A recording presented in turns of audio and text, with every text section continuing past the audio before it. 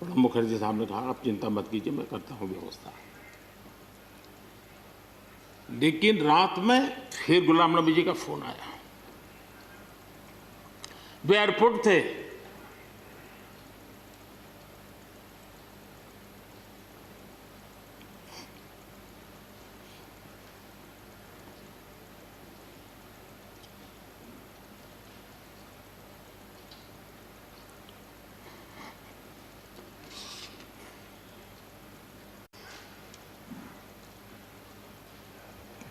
Airport से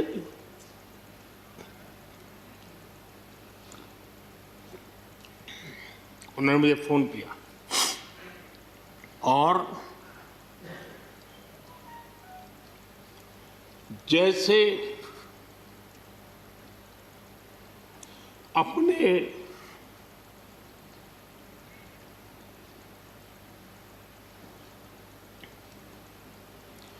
परिवार के सदस्य की चिंता करें,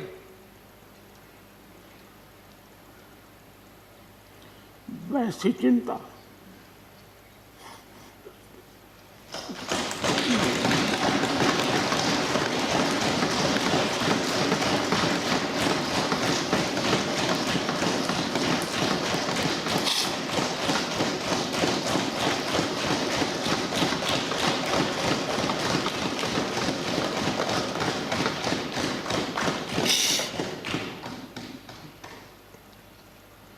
पद, सत्ता जीवन में आती रहती है, लेकिन उसे कैसे पचाना,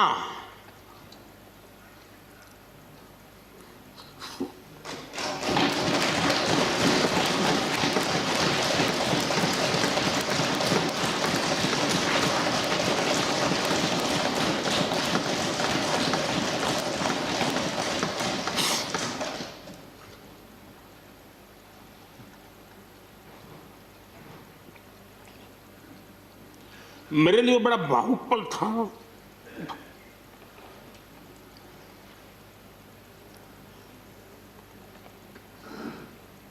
दूसरे दिन सुबह फोन आया कि मोदी जी सब लोग पहुंच गए।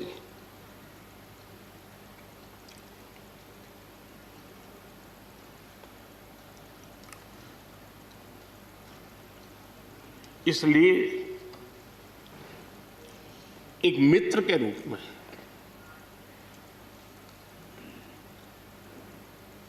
गुलाम नबी जी को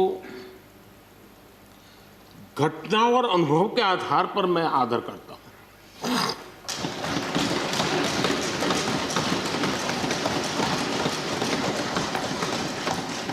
और मुझे पूरा विश्वास है कि उनकी सौम्यता, उनकी नम्रता, इस देश के लिए कुछ कर गुजरने की उनकी कामना, वो कभी उनको चैन से बैठने नहीं देगी।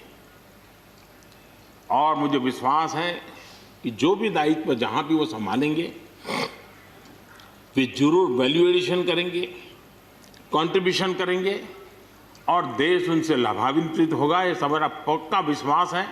मैं फिर एक बार उनकी सेवाओं के लिए आदरपूर्वक धन्यवाद करता हूं और व्यक्तिगत रूप से भी मेरा उनसे आग्रह रहेगा कि मन से मत मानो कि अब आप इस सदन में नहीं हो। आप के लिए मेरे द्वार हमेशा खुले, इन चारों माननीय सदस्यों के लिए खुले हैं। आपके विचार, आपके सुझाव, क्योंकि देश में सब बहुत जरूरी होता है। ये अनुभव बहुत काम आता है, मुझे मिलता रहेगा, ये अपेक्षा मैं रखता ही रहूँगा। आपको मैं निवृत्त होने नहीं दूंगा। फिर एक बार बहुत शुभकामनाएं, धन्यवाद।